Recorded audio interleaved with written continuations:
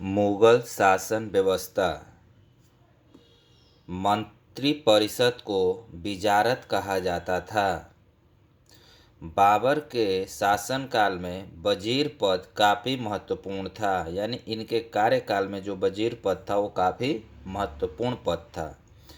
सम्राट के बाद शासन के कार्यों को संचालित करने वाला सबसे महत्वपूर्ण अधिकारी जो था वो वकील था, जिसके कर्तव्यों को अकबर ने दीवान, मीर बख्शी, सद्र उसद्र एवं मीर समन में विभाजित कर दिया था।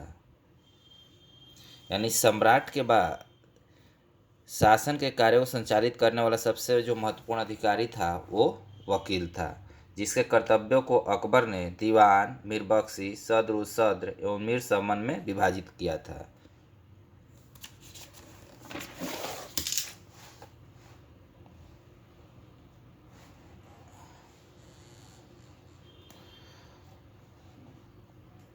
औरंगजेब के समय में असद खान ने सर्वाधिक 31 वर्षों तक दीवान के पद पर कार्य किया। मीर बख्शी द्वारा शरकत नाम के पत्र का हस्ताक्षर करने के बाद ही सेना को हर महीने वेतन मिलता था। जब सभी सद्र न्याय विभाग के प्रमुख का कार्य करता था तब उसे काजी कहा जाता था। क्या कहा जाता था? काजी। लगानहीन भूमि, जिसे मदद ए मासा या मदद ए मास नाम से जाना जाता है, का निरीक्षण सद्र करता था। सम्राट के घरेलू विभागों का प्रधान मीर समान कहलाता था। सूचना एवं गुप्तचर विभाग का प्रधान दरोगा ए डाक चौकी कहलाता था। क्या कहलाता था? दरोगा ए डाक चौकी। शरीयत के प्रतिकूल कार्य करने वालों को रोकना, आम जनता के दुष्चरित्र से बचाने का कार्य मुहतसिब नामक अधिकारी करता था। मुहतसिब नामक अधिकारी करता था। मुगल काल के प्रमुख अधिकारी एवं उनका जो कार्य रहा इस प्रकार था। सूबेदार का जो पद था उसका कार्य था प्रांतों में शांति स्थापित करना एवं प्रांत कार्यकारिणी का प्रधान होता था। दीवान प्रांतीय राजस्व का प्रधान होता था, जिसे सीधे शाही दीवान के प्रति जवाबदेही रहती थी। बख्शी जो था वो प्रांतीय सैन्य प्रधान था। फौजदार जिले का प्रधान फौजी अधिकारी को फौजदार कहा गया है। आमी या अमल गुजार जिले का प्रमुख राजस्व अधिकारी होता था। कोतवाल नगर प्रधान होता था। सिकदार परगने का प्रमुख अधिकारी होता था। आमिल ग्राम के कृषकों से प्रत्यक्ष संबंध बनाना एवं लगान निर्धारित करना इसका कार्य था। प्रशासन की दृष्टि से मुगल साम्राज्य का बंटवारा सूबों में, सूबों का सरकार में, सरकार का परगना या महाल में, महाल का जिला या दस्तूर में और दस्तूर का ग्राम में था बटे हुए थे। प्रशासन की सबसे छोटी इकाई ग्राम थी। प्रशासन की सबसे छोटी इकाई ग्राम थी।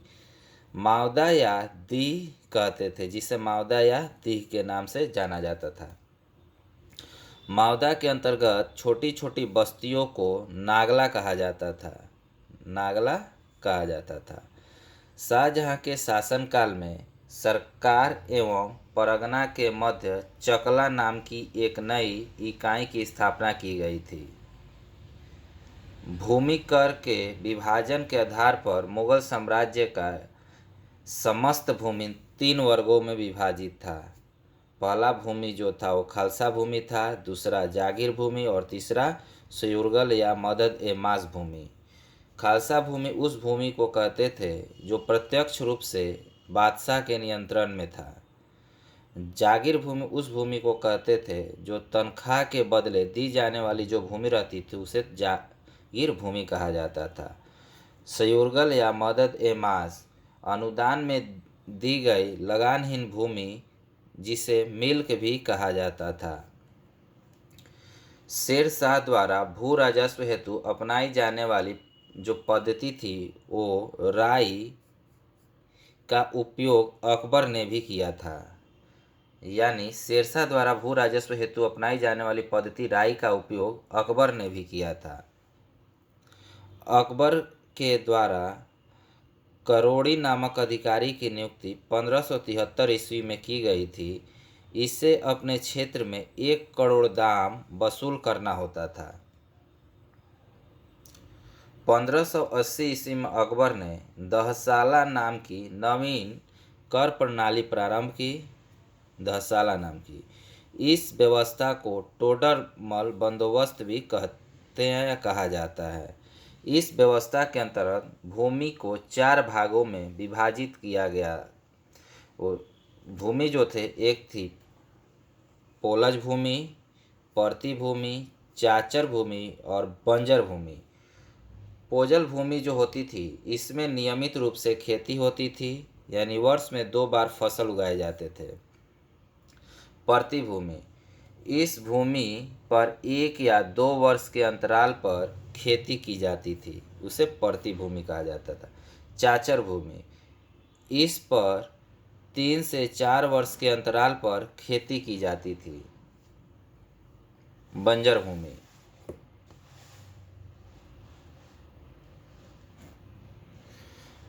यह खेती योग्य भूमि नहीं थी, इस पर लगान नहीं वसूला जाता था। यानी जो बंजर भूमि थी वो खेती योग्य नहीं थी, इस पर लगान नहीं लिया जाता था। 1570 से 1571 में टोडरमल ने खालसा भूमि पर भू राजस्व की नवीन प्रणाली जब्ती प्रारंभ की। इसमें कर निर्धारण की 2 श्रेणियां थी, एक को तखसीस और दूसरे को तहसील कहते थे। अगला है औरंगजेब ने अपने शासनकाल में नस्ख प्रणाली को अपनाया और भू राजस्व की राशि को उपज का आधा कर दिया।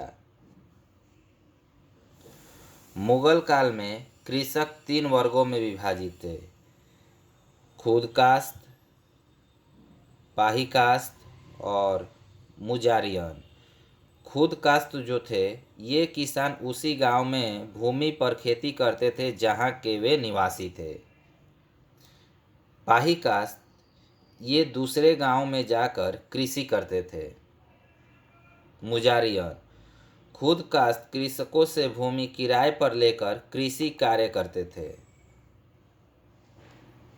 मुगल काल में रुपए की सर्वाधिक ढलाई औरंगजेब के समय हुई थी। यानी रुपए की जो सर्वाधिक ढलाई हुई थी वो औरंगजेब के समय हुई थी। आना सिक्के का प्रचलन शाहजहां ने करवाया।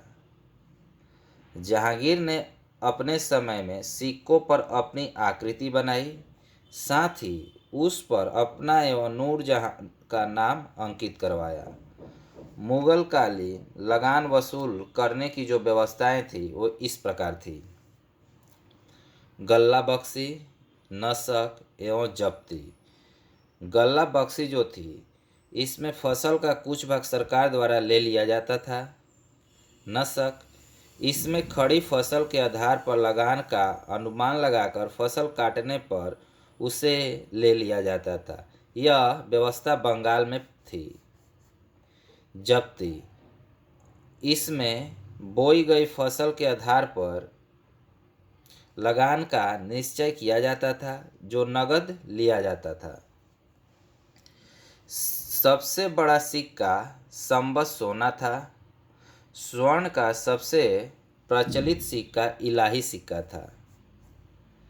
मुगल कालीन अर्थव्यवस्था का आधार चांदी का रुपया था। दैनिक लेन देन के लिए तांबे के दाम का प्रयोग होता था। 1 रुपये में 40 दाम हुआ करते थे, यानी होते थे। मुगल सेना 4 भागों में विभक्त थी, पैदल सेना, घुड़सवार सेना, तोपखाना सेना और हाथी सेना। मुगलकालीन सैन्य व्यवस्था पूर्णतः मनसबदारी प्रथा पर आधारित थी। इसे अकबर ने प्रारंभ किया था। 10 से 500 तक मनसब प्राप्त करने वाले मनसबदार, 500 से 2500 मनसब प्राप्त करने वाले को उमरा एवं 2500 से ऊपर मनसब प्राप्त करने वाले को अमीर आजम कहलाते थे। जात से व्यक्ति के वेतन एवं प्रतिष्ठा का ज्ञान होता था। सवार पद से घुड़सवार दस्तों की संख्या का ज्ञान होता था। अकबर के शासनकाल में 29 ऐसे मनसबदार थे जो 5000 जात के पदवी के थे। औरंगजेब के शासनकाल तक ऐसे मनसबदारों की संख्या 79 थी।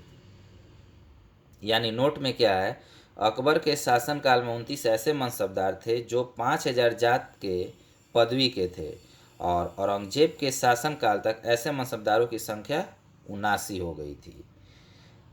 जहांगीर ने सवार पद के 2 अस्पा एवं सी अस्पा की व्यवस्था की। सर्वप्रथम यह पद महाबत खां को दिया गया। Thank you. अगला चैप्टर मराठों के उत्कर्ष से पढ़ेंगे।